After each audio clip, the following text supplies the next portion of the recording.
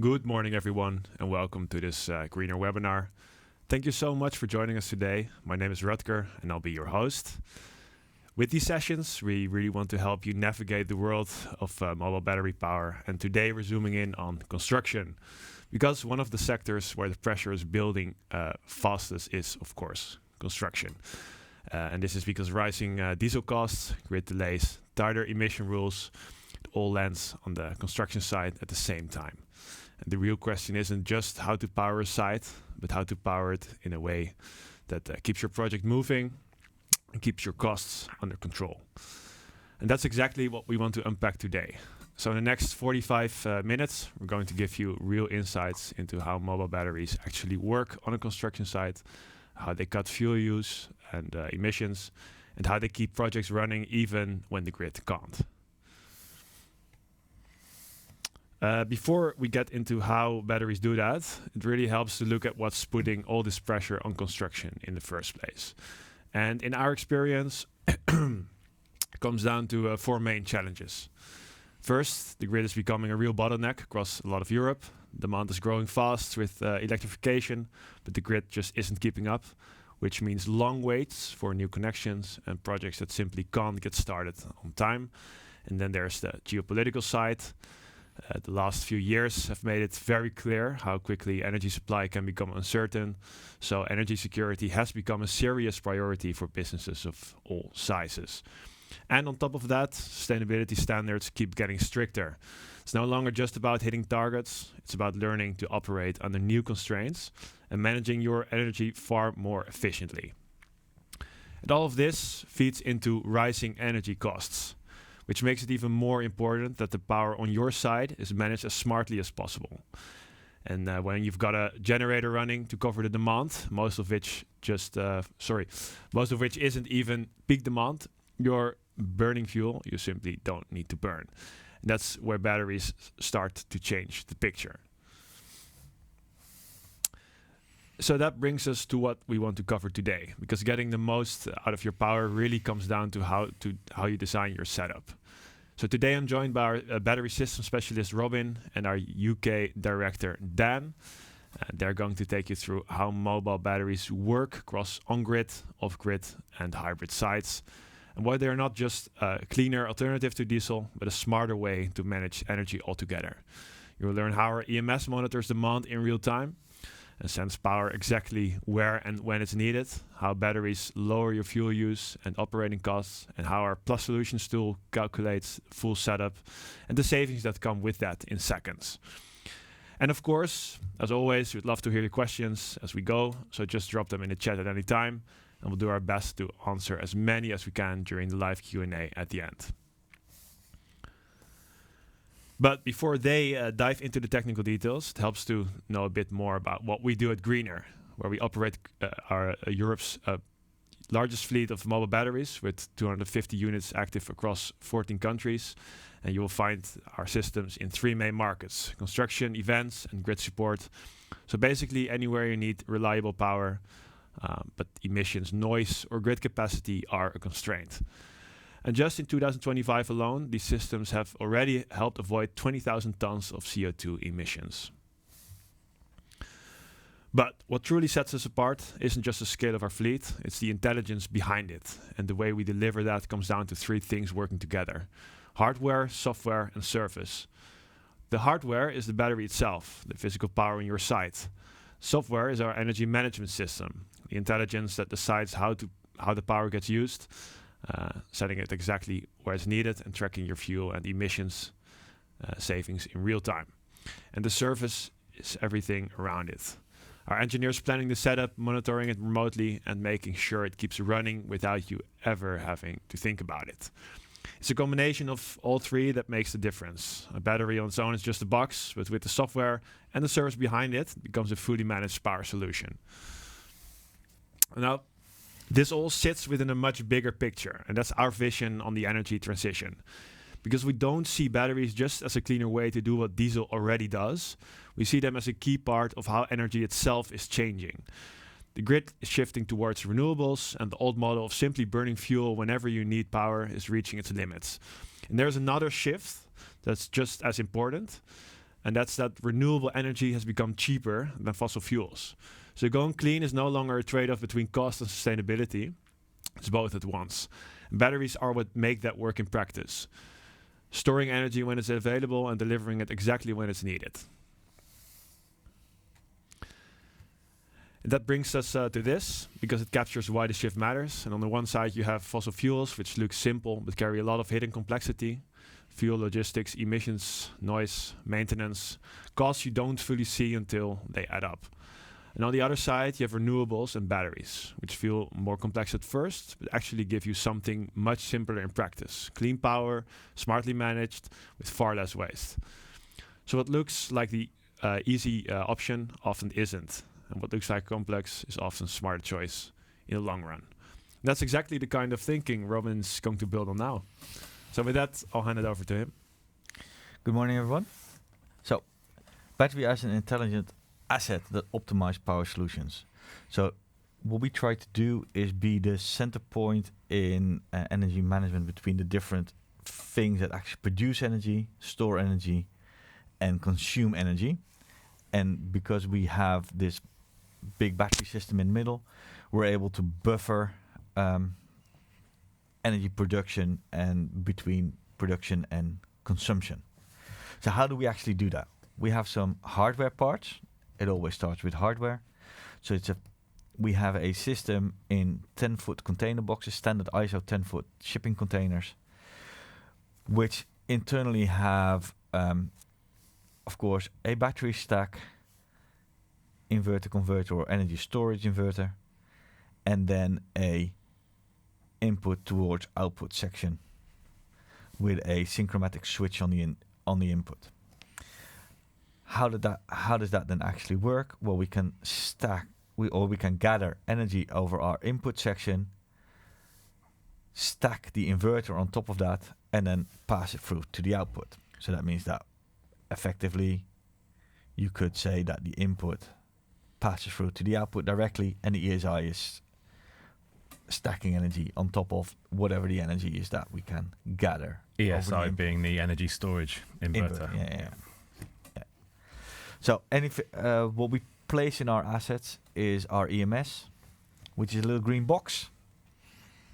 And this little green box has a little other software bit in it that's called the watch. So it's a little computer with the software running on there, and that watches all the machines which are within the energy management to realm of influence. So it watches all the bits, and when it's got all the information and all the data, it actually projects all of that data back to the internet, so you can real time follow what's happening.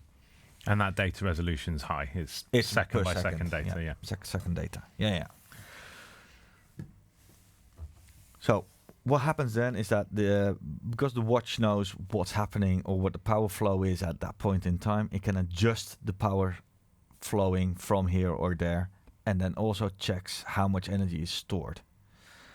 For instance, if you have a high energy demand, it'll ask the battery to produce a little bit of energy to add on to whatever the source is, if you have a small grid connection, for instance.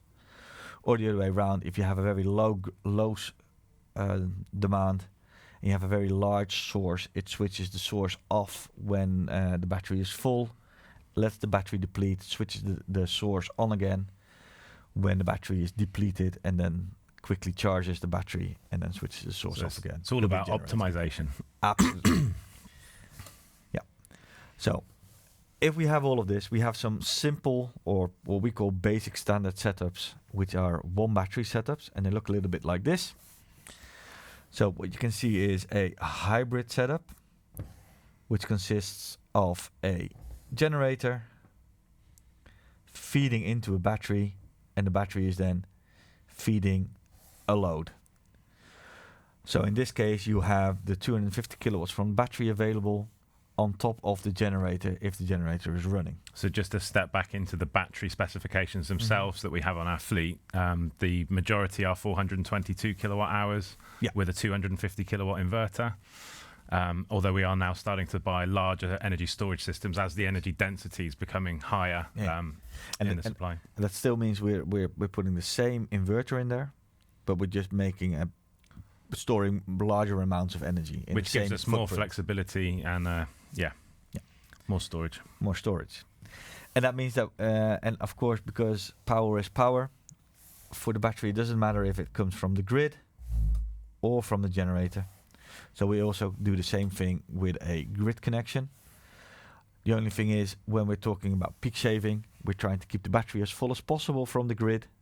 And then when the demand exceeds the grid connection, we put some extra energy in from the battery until the demand falls away again, and then the battery charges itself back up again. And that's the general principle of peak shaving. It enables you to take a small grid connection but power very large loads with it, because we're able to add the inverter power on top of the grid connection to deliver that load. Yeah, and the minimum connection for the grid is 50 amps, which is about 35, 40 kilowatts, depending on the voltage you're running. And then plus the extra 250 kilowatts coming out of the battery system. If you then if you then don't have enough kilowatt hours coming from the grid, you can add a extra generator, and then we call that a load share system, load share setup. And then that generator can be a diesel generator, but it could be anything really, solar, windmills, all kind of things, as long as we know in advance. So it's interesting if you have a already existing building, for instance, with a solar array on top of the roof. We can utilize the energy that's coming out of that solar array to add on top of whatever's coming out of the grid. And the sort of the mantra behind the EMS development is all about utilizing renewables first, probably grid second, and then sort of or cheapest. Finally, or cheapest, cheapest, again, optimization of what you have available on your project site. Yeah, because in the end, the already installed solar installation basically giving you free energy because the installation is already paid for. Yeah, the kilowatt hours from the grid are cheaper than the kilowatt hours coming out of the diesel generator. So that's how optimization. And then if the limits of the battery. So the input has, of course, a limit in power. If that limit is too low, we can utilize a grid boost system in which we paralyze the battery onto the bus, and then suddenly the limit of the grid is not the input of the battery, but it's however thick the copper is within your so again, if you had a project that maybe there was a megawatt grid connection, but that was falling slightly short, in terms of the load that was needing to be powered, you could add batteries in parallel with that grid connection to boost the available capacity on site using the energy stored in batteries. And that could be 1 battery, 2 battery, 10 batteries. X amount of batteries. I think we've done a project with 32 batteries. Yes. Yeah. At some point. Yeah, that was an interesting project during the whole winter, in which a transformer for the DNO was getting slightly warm. So needed additional energy to power the supply, to match the supply with the demand. Exactly. Yeah. Right. So this is kind of how the basic systems work. Then, of course, for construction, generally these are on the smaller side for large-scale equipment. So we've got 3 little cases we wish to explain to you. And I'll hand the first one over to Dan. Thanks, Robin. So the first case that we'd like to look at is a drilling project that we did. So this was a construction site. The customer was wanting to build a new office complex on a science park. But of course, before any of the walls were constructed, they had to drill the foundation. And that's generally quite an energy intensive process, very high peak transient loads from this drill. And we were already told coming into the project that they would need around 1,500 kilowatt hours or 1.5 megawatt hours of energy per day. The site was within a protected natural area, and there were restrictions on the site, meaning that we couldn't use diesel generators. There was no emissions allowed, no fumes and no noise. So naturally moving towards batteries would be a sensible thing to do. Yep. There was a local grid connection on the site, but not large enough to power the drill. The drill needed 200 kilowatts, I think. We'll get to the graphs shortly. Yeah. So it needed more power than we had available. Yeah, because this was in a already existing industrial estate, or the science park was the other buildings were occupied, so so noise was a big problem. Was an emissions. So. Yeah. So they came to us for a solution, and if we look at the image here, this is a picture of the site itself. This setup that we proposed required 3 batteries, and I'll explain what each of those 3 batteries were doing in this setup shortly. But you can see there it's a very large drill, as Robin said, in an already built-up area. So yeah, the requirements were there for us to come up with a clean, emission-free solution, utilising the small grid connection that was available on the site.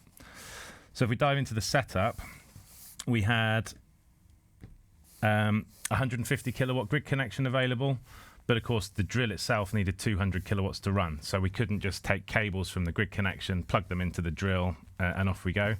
Also on the site, the drill needed to move. So that created some logistical challenges. You can't just run cables across the construction site. There's vehicles going everywhere. That's just not practical.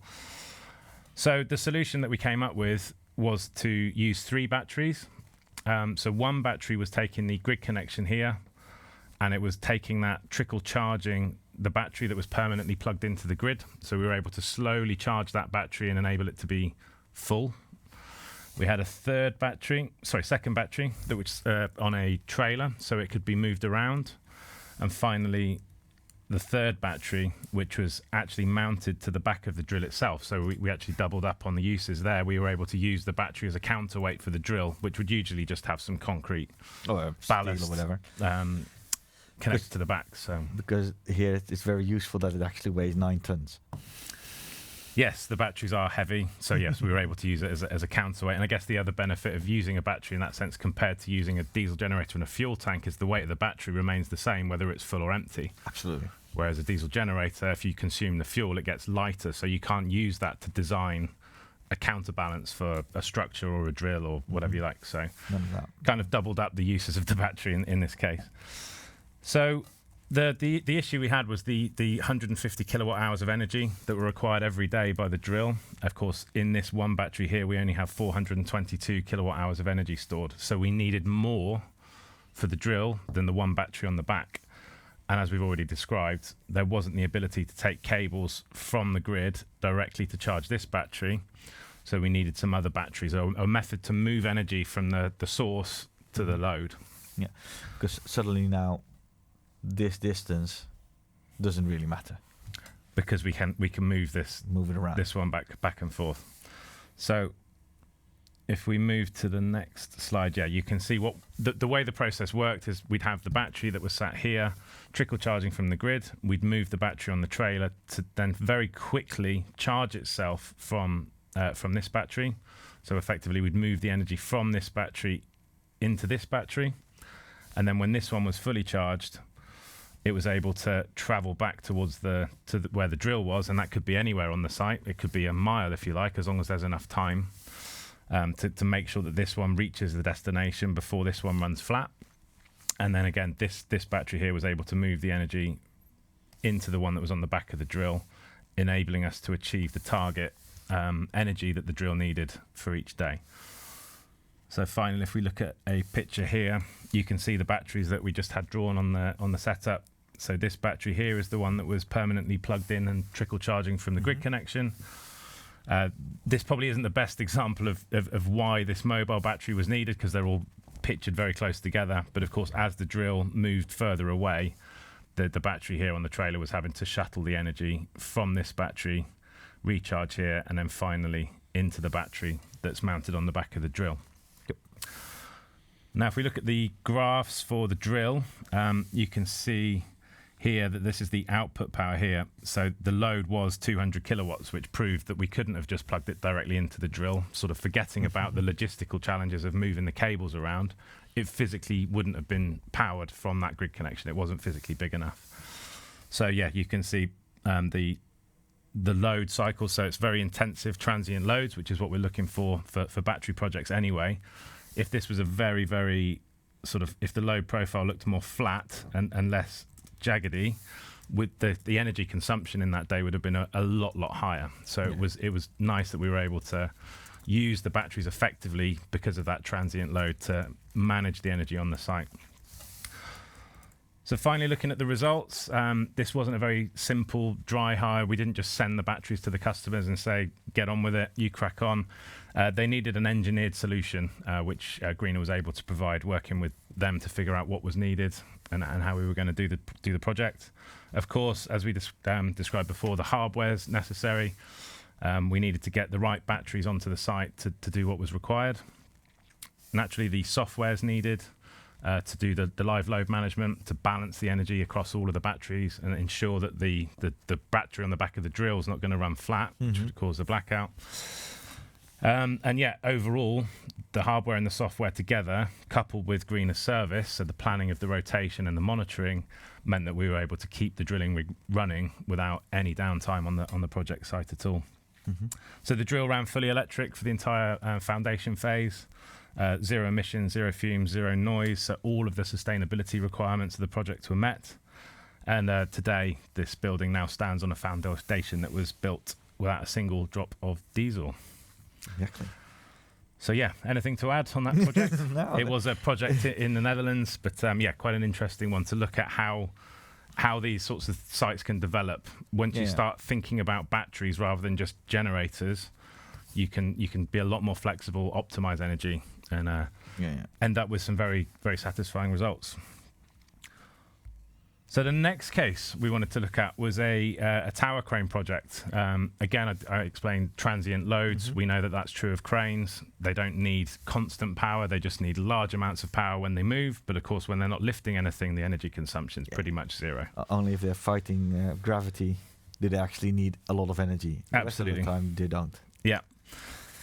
So yeah, big inrush currents required, but sat low. Traditionally, crane specs are requiring high amounts of power. But of course, if you actually look at all of the different motors that are needed in a crane to move it, to actually reach that peak power would be very, very challenging because you don't have enough arms as a crane operator to make all of those motors move at the same time. So yeah, oversized diesel generators running 24/7 is an incredibly inefficient way to power a crane. And of course, it now creates big problems for stage 5 generators. Anyone operating stage 5 will understand that, yeah, low loading is a big problem for stage 5 generators. Also, generators don't respond anywhere near as fast as batteries. Of course, generators require a rotating mass in an alternator to deliver power. Of course, an inverter in a battery is kind of digital power, so it's instantly available whenever it's required. So Careys, who were the crane customer on this site, they needed a solution that would meet the peak power demands whilst cutting emissions and fuel use on the site. So again, we have a picture here of the battery. And obviously there was a generator needed on site because there wasn't another energy source. There wasn't a grid connection or a solar panel to use. And you can sort of see the mast of the crane coming up there. So traditionally, it was 2 large cranes. They would have specified kind of 400 kVA generators, probably 2 of them, 1 for each crane. That would have been the traditional setup, but as we just described, would have been incredibly inefficient to do it like that. And only to 10 minutes out of an hour produce a peak. A peak, yeah. And the rest of the time they would be running at 10%? Probably less than that. If that much. Yeah. So the solution we proposed was a hybrid setup. So we were able to downsize the generation capacity needed to a 200 kVA generator, and we coupled that with one of our 318 kVA 422 kilowatt hour batteries. Because again, if the peak demand was to go up to sort of 400, or in this case 500 kVA, we were able to utilize the generator and the battery's capacity to meet that requirement. I don't think at any point did it exceed the 318 kVA. It didn't. Power. And again, this is the nice thing about having the software that's feeding into our Greener Projects platform, is when you look at the actual load profiles, you can see this was both cranes running simultaneously. The output load, again, never went over. So I think that the max down here we recorded was 210 kilowatts in any working day. And if you look at the working week, so I mean, there's benefits of the battery even during the working day because this load is very, very, very choppy. But also in the working... Yeah, if you look at the load during the day, here at the bottom, the lowest load is 1 kilowatt. and the maximum is 210. And even the average is 24. Yeah. So to power that 24 kilowatts from what would have been two 400 kVA diesel generators would have been criminal in my mind. A 50 amp grid connection on the battery would have made this completely... Yes, of course, on this site, there wasn't a grid connection available, so hybrid was our only option. Yeah. Had there been a 50 amp grid connection, no generator, no diesel would have been required at all. And it's all of these very low load periods overnight, which again, I mean, for cranes, a lot of people are starting to use smaller batteries to power the aviation lights overnight. So you could have just switched that generator off overnight and allowed the aviation light to be run from a smaller battery. But why do that when you miss out on all the benefit through the working day? Because this was all delivered by the battery without the generator running. And finally, the results for this project. We were operating equipment with very high inrush currents, much more optimized, much more energy efficient. And the load profile that we saw, and from experience, we've got lots of experience of powering these cranes. You just don't need anywhere near as much as they specify on paper. But by using a battery, even if you do oversize the battery, you're not creating any waste.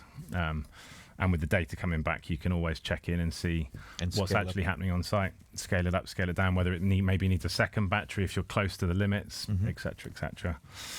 So we'd downsize the generators, improve the efficiency. Of course, if you were working on that site, even if you're on the top of the crane, the generator's exhaust coming up or the people around with the noise, all of this, it makes a much more satisfying work environment for the people. It looks like this is kind of a pit.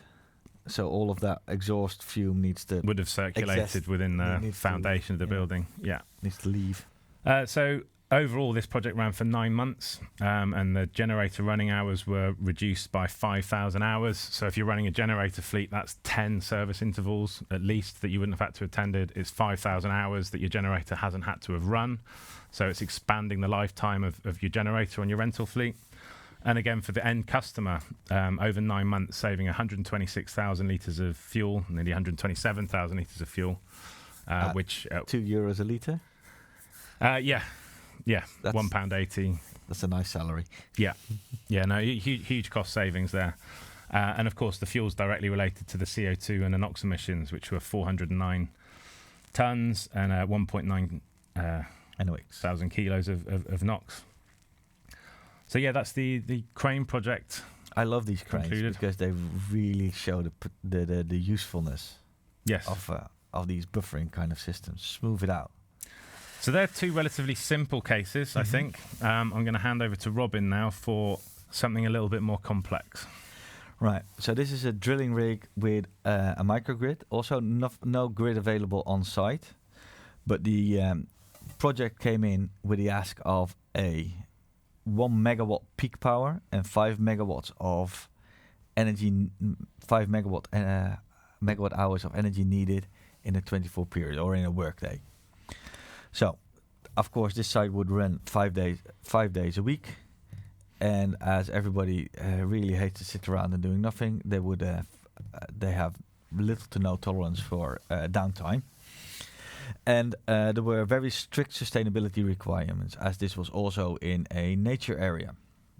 And what they were doing here, instead of piling a foundation, this is for a horizontal orientated drilling rig, so they could guide a drill around the corner in a horizontal plane.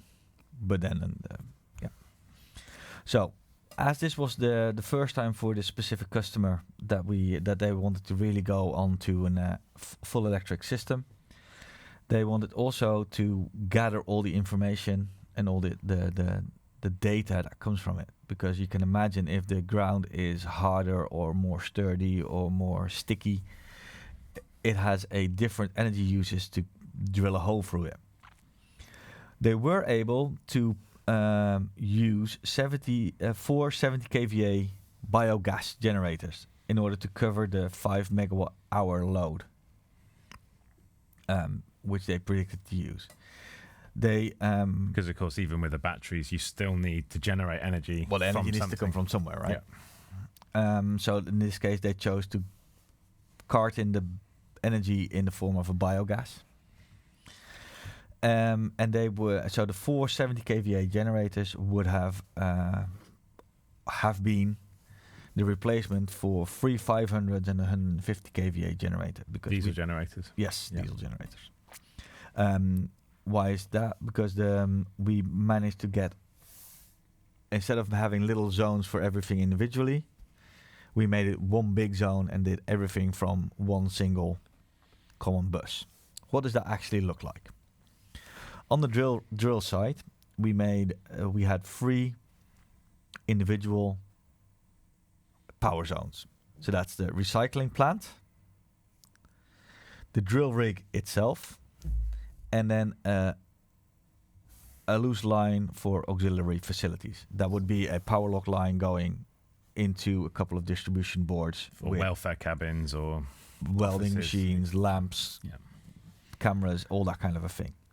And that's then being fed from one central feed-in. So how do we then feed that in? We fed it in with those 4 biogas generators, which would have produced the 5 megawatt hours. Obviously, they would not have produced the 1 megawatt Of peak power.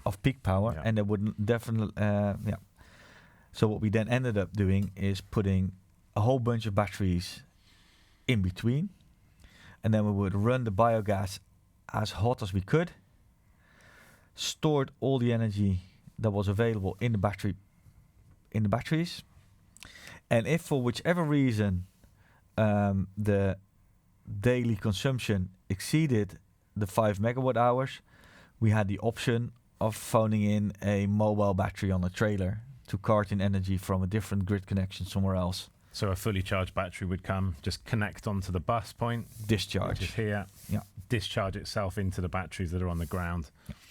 And then help in that way to provide energy to the load.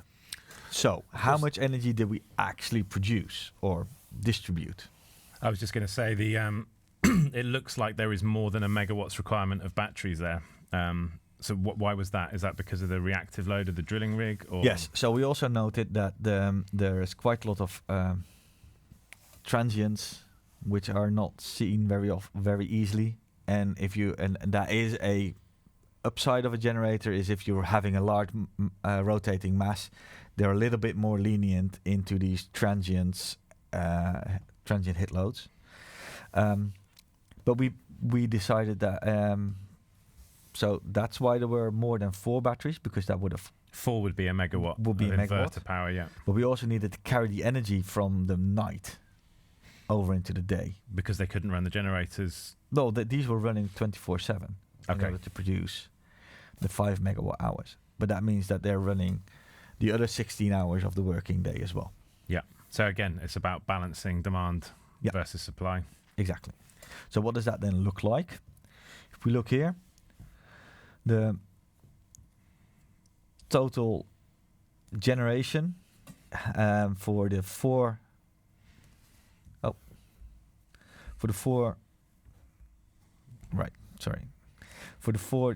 70 kVAs would have been about 200 kilowatts at their peak power. That's them delivering power, That's all them 4 delivering together. power, all 4 together. And I that's think just important to note on this one here. So this meter here is meter 24. So that's that's measuring all of the power delivered from the generators. exactly. Meter 20, that's the entirety of the energy delivery system to the load.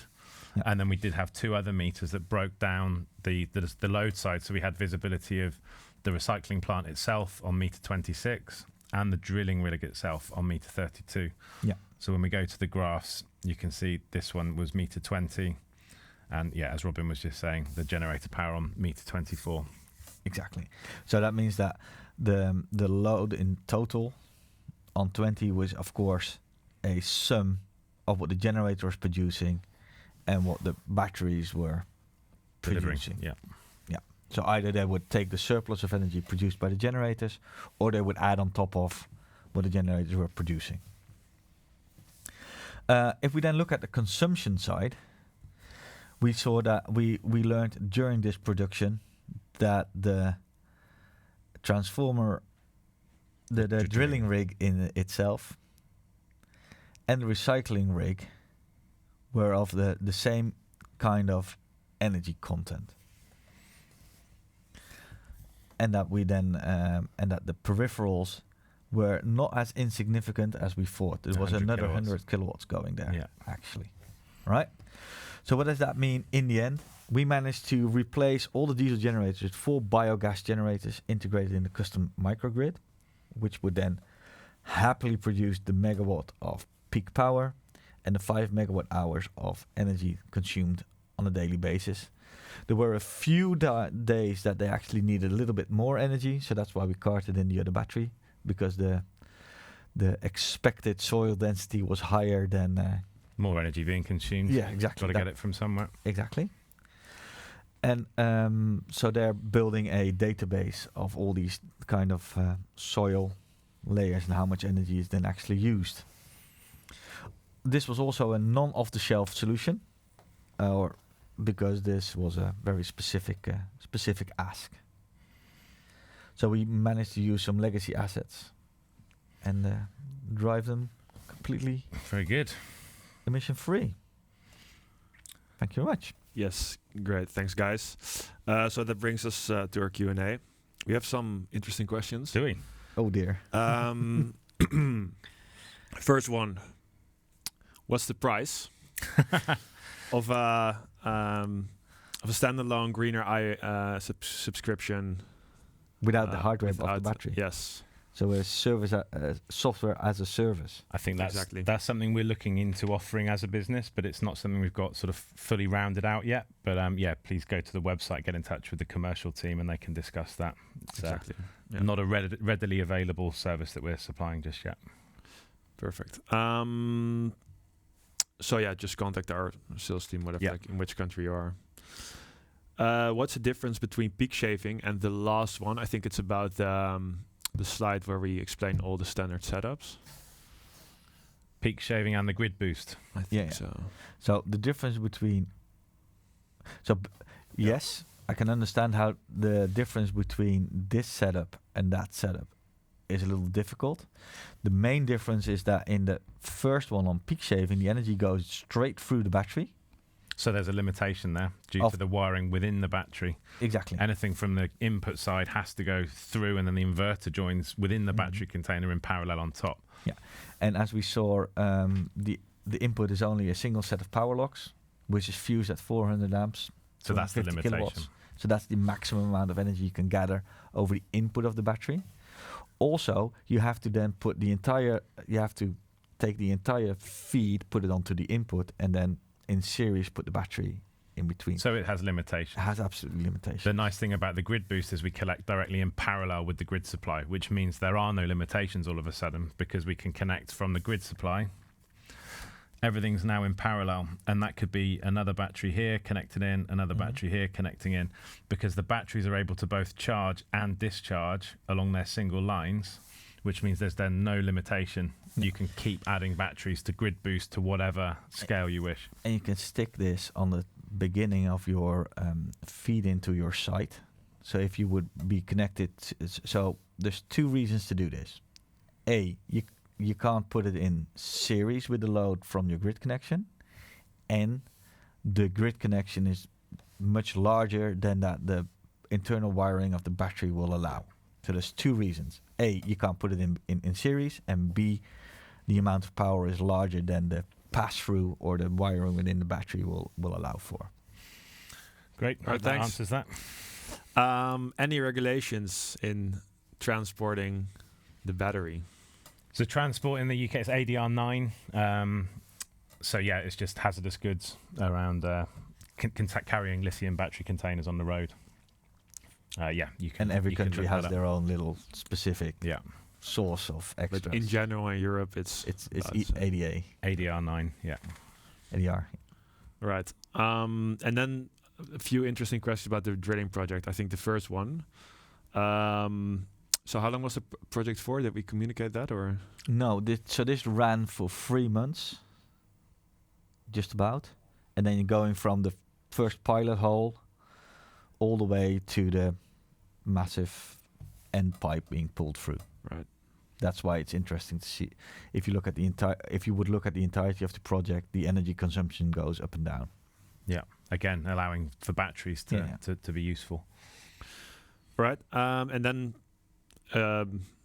quite a big question, so to say, from Joost. Considering charging cycle losses, why was this the most attractive solution? Basically, having 3 charging cycles before the energy ended up at the drill. I can imagine that having 2 trailer-mounted batteries and swapping those at the grid connection would have been more energy efficient. Because this wasn't done, I assume it wouldn't be the most cost efficient. Is connecting the batteries to the grid a time-intensive process? What other factors are weighing into making decisions around a setup like this one? So yeah, you're right. If you look at the first drilling project, to move energy from the grid to a battery to another battery, yes, there are inherent losses in doing that because you're having to transfer the load or the power, the energy from AC to DC to AC to DC, from AC to DC back to AC to power the drill.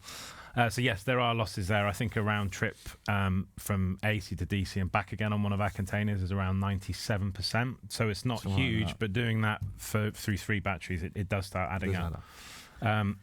Battery swapping, yes, you could have done it slightly differently and not moved the battery, but I think the logistics of having... The logistics of that are a nightmare. And the timing. So we needed to have the one battery that was permanently connected to the drill charging all the time.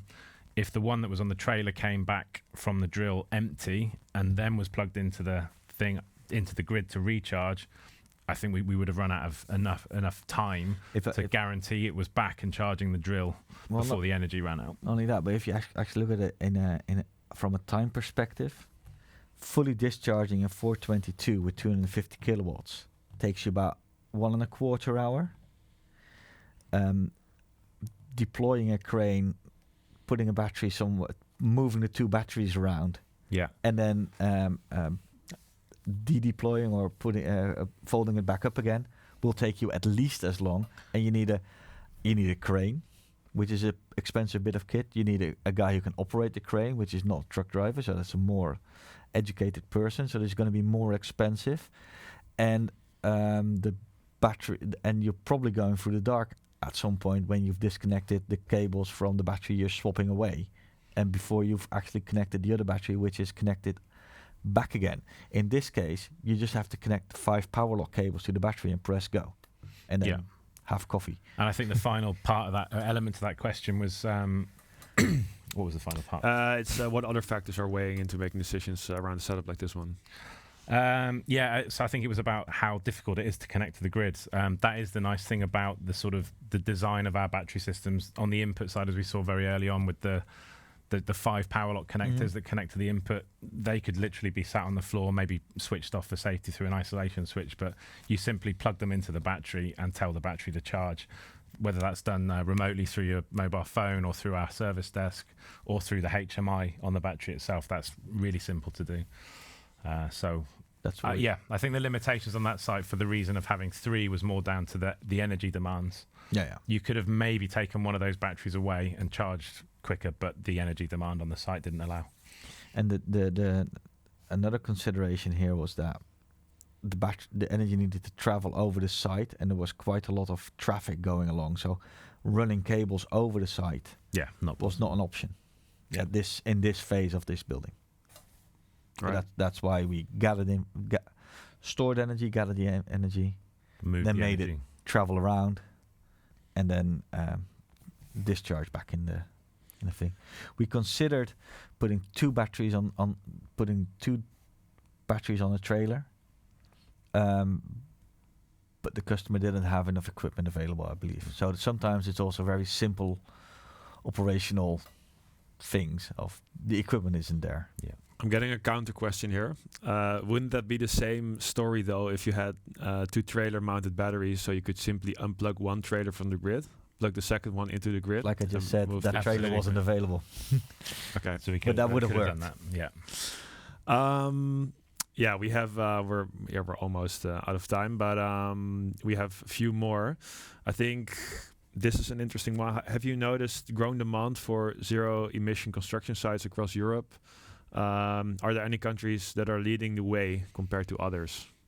So I'm based in the UK, and I really think the Netherlands is leading the way, and I think that's a great position for Greener to be in, to start expanding across Europe, because we're using the Netherlands very much as a pilot country to test a lot of these new initiatives. I think the Netherlands does seem to be Yeah. leading the way in that sense. If you look up the legislations back throughout Europe, it's Holland that's got the most strict regulations. And in my travels through Europe, I've seen that in Holland it's very often legislation. You're not allowed to start your project until you've proven to be sustainable. Yeah. And in many other countries, it's much more cost driven. Yeah, agree. Right, and then one more. What's the typical length of engagement with Greener on site?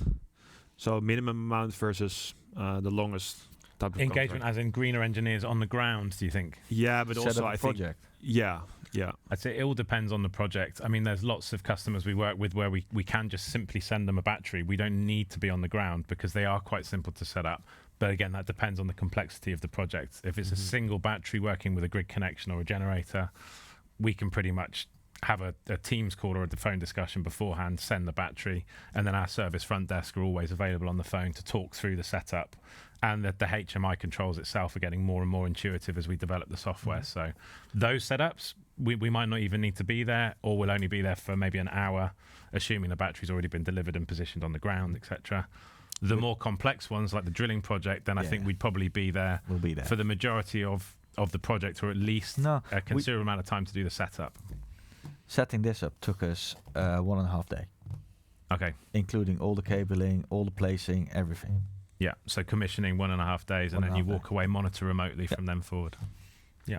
Perfect. I think that answers the question. That brings us to the end of this webinar. Thank you so much for watching. If you want to stay updated about Greener, what we do, next webinars, events we're attending, please scan this QR code to follow us on LinkedIn, because we're sharing everything there.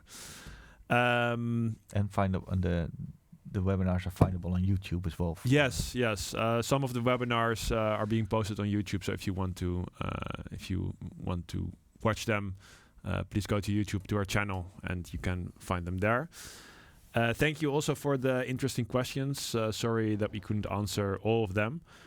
We encourage you to contact our commercial team, who can be found on the website. If you really want your question answered, then they will happily do that for you. So thank you for watching. Thank you, Robin and Dan. And hopefully see you next time. Thank you. Bye. All right.